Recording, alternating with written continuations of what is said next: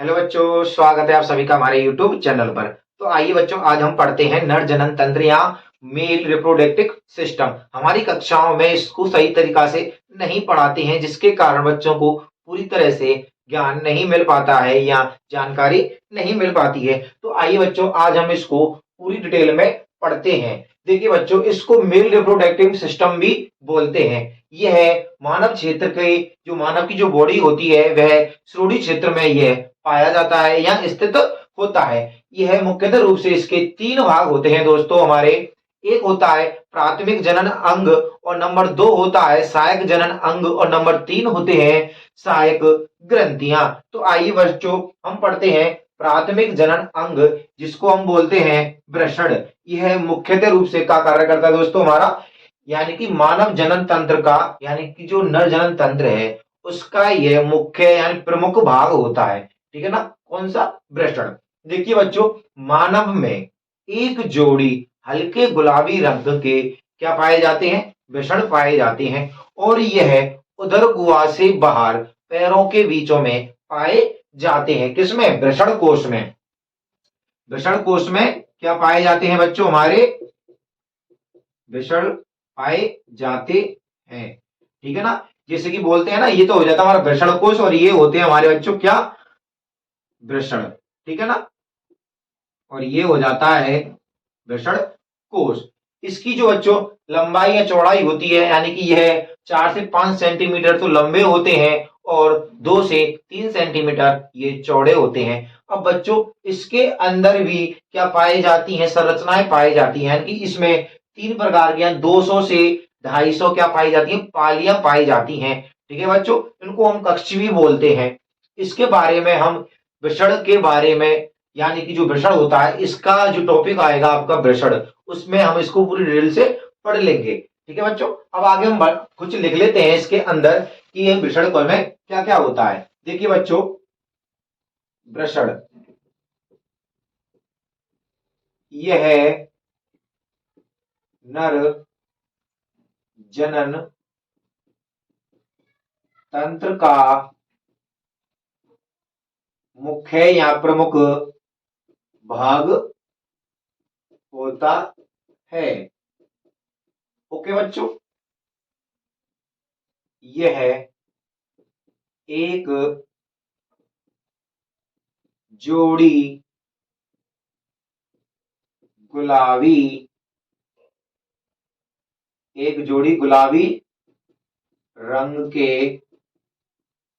होते हैं। ओके बच्चों, और यह क्या करते हैं, टेस्टोस्टेरोन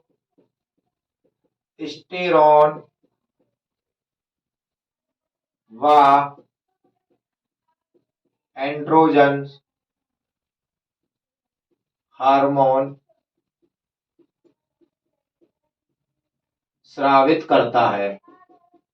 ओके बच्चों, कौन, हमारा वृषण। अब बात आती है बच्चों अधिवृषण की। अधिवृषण क्या होता है। देखिए बच्चों, जो हमारे क्या है, हमारे वृषण हैं, तो इसके ऊपर एक संरचना पाई जाती है कुंडलियों के रूप में। ठीक है बच्चों, क्या पाई जाती है, संरचना पाई जाती है, इसी को हम बोलते हैं अधिवृषण।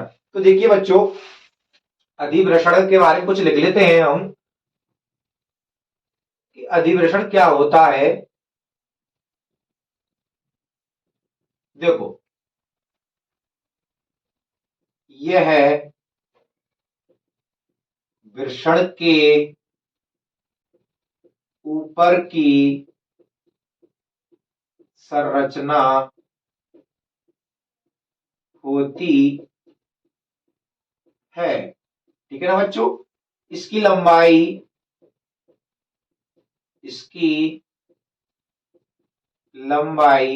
6 सेंटीमीटर होती है। ठीक है बच्चों, और यह शुक्राणु के परिपक्वन का कार्य करती है। ओके ना बच्चों, क्या होता है कि यह हमारे वृषण के ऊपर कुंडलित रूप में पाई जाती है। ठीक है ना बच्चों, किस में पाई जाती है, कुंडलित आपको लिख लेना है, कुंडलित रूप में पाई जाती है। ठीक है ना बच्चों। और ऊपर की संरचना होती है, इसकी लंबाई 6 से 6 सेंटीमीटर होती है। यह शुक्राणुओं के परिपक्वन का कार्य करती है। अब आगे देखिए बच्चों, जब यह आगे चली जाती है तो शुक्रवाहिनी के रूप में मिलती है। तो आगे देखते हैं बच्चों हम शुक्रवाहिनी। शुक्र वाहिनी, इसको बच्चों इंग्लिश में वास डिफरेंशिया बोलते हैं और अधिविषण को बोलते हैं एपिडिडिसिस। ठीक है ना बच्चों। देखिए शुक्रवाहिनी यह है अधिवृषण व वृषण में बने शुक्राणुओं को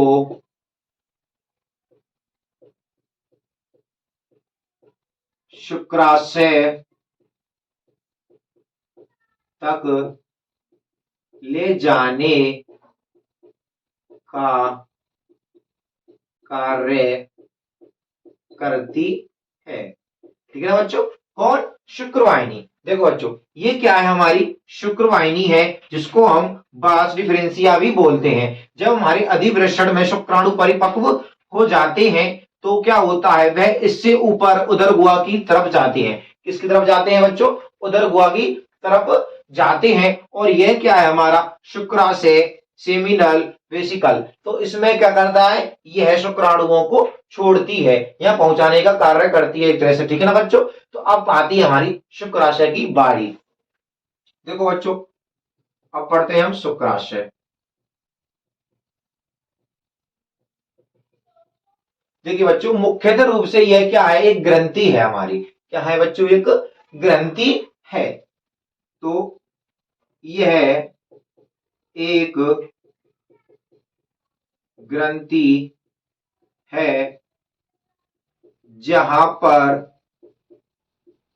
शुक्राणुओं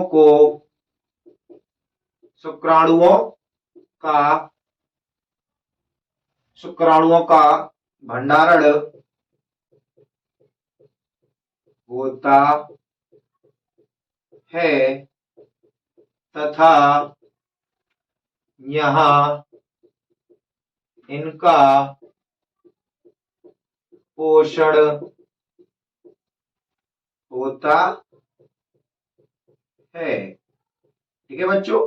और यह एक द्रव स्रावित करता है। ठीक है ना बच्चों। कौन? शुक्राशय। तो देखिए बच्चों क्या होता है, जो हमारे शुक्राणु आते हैं तो वो उनका निर्माण जो होता आता है तो उनका भंडारण हमारी शुक्राशय के अंदर हो जाता है। यहीं पर जो हमारे शुक्राणु हैं उनको गति करने के लिए पोषण प्रदान किया जाता है। अब बात आती है बच्चों, इसके बाद आता है हमारा मूत्राशय। ठीक है ना। तो मूत्राशय क्या होता है या मूत्र नली क्या होती है? देखो बच्चों ये मूत्र वाहिनी हो जाती है या मूत्राशय क्या हो जाता है। मूत्राशय सीधी सी बात है दोस्तों कि मूत्राशय में क्या होता है दोस्तों, हमारा मूत्र एकत्रित होता है और समय समय पर क्या होता है, निष्कासित कर दिया जाता है। किसके द्वारा? मूत्र वाहिनी के द्वारा। तो इसका तो कुछ लिखना था इंपॉर्टेंट नहीं है। अगर आपको लिखना भी है तो हमारे टेलीग्राम चैनल पर मैंने इसके नोट्स डाल रखे हैं, आप वहां से भी इसको लिख सकते हैं। फिर देखिए दोस्तों हमारे बात आती है कि मूत्र वाहिनी क्या होती है। देखो बच्चों मूत्र वाहिनी यह है मूत्र व शुक्राणुओं को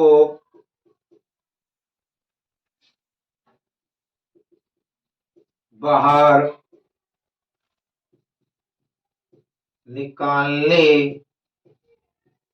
की एक नली है। ठीक है ना बच्चों। क्या है? एक नली है जिसमें क्या होता है, जब मूत्र और शुक्राणु होते हैं वे बाहर निकाल ले जाते हैं। अब बात आती है दोस्तों हमारी कि शिश्न बाह्य जननांग। कि शिश्न क्या होता है? देखिए बच्चों, शिशु में एक बाह्य जननांग होता है, ठीक है ना बच्चों। यह पेशीय तथा तंतुए में यानी तंतु में पेशीय ऊतकों का बना होता है, जिसके कारण क्या होता है, यह उत्थापनशील या इरेक्शन या उठान की क्रिया कर पाता है, जिससे के कारण क्या होता है कि जो हमारे शुक्राणु होते हैं उनको यह मादा गर्भाशय में आसानी से क्या कर सकता है, स्थानांतरण कर सकता है। तो चलिए इसको हम कुछ लिख लेते हैं। यह जनन तंत्र का, यह नर जनन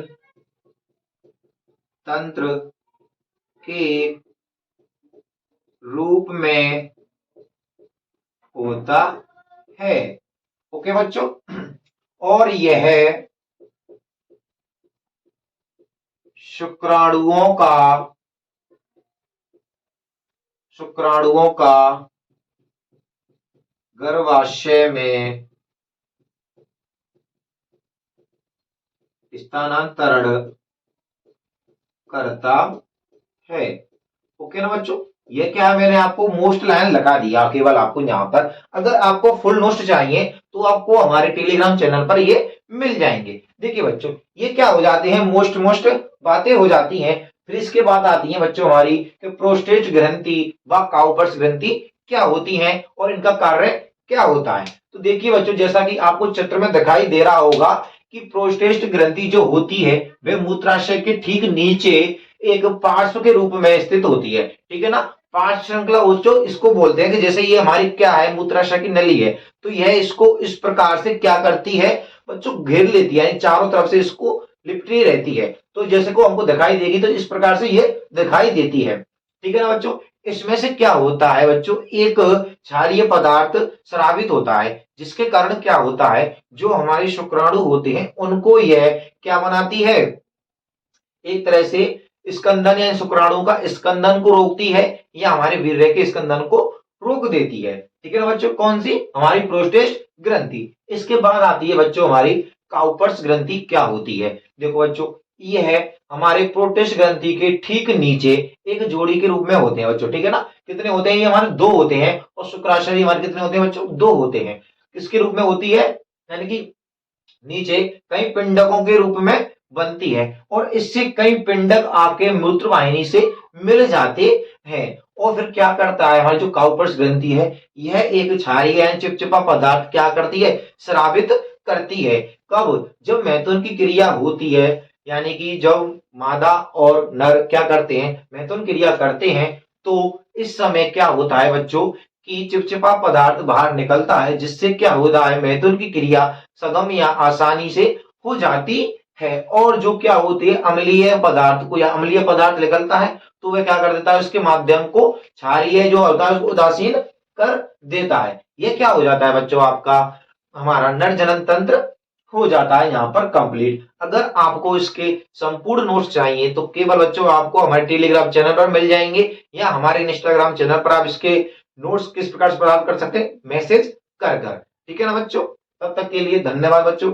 वीडियो आपको अच्छी लगी हो तो प्लीज हमारे चैनल को सब्सक्राइब कीजिए और इसको अपने दोस्तों के साथ शेयर कीजिए। धन्यवाद दोस्तों।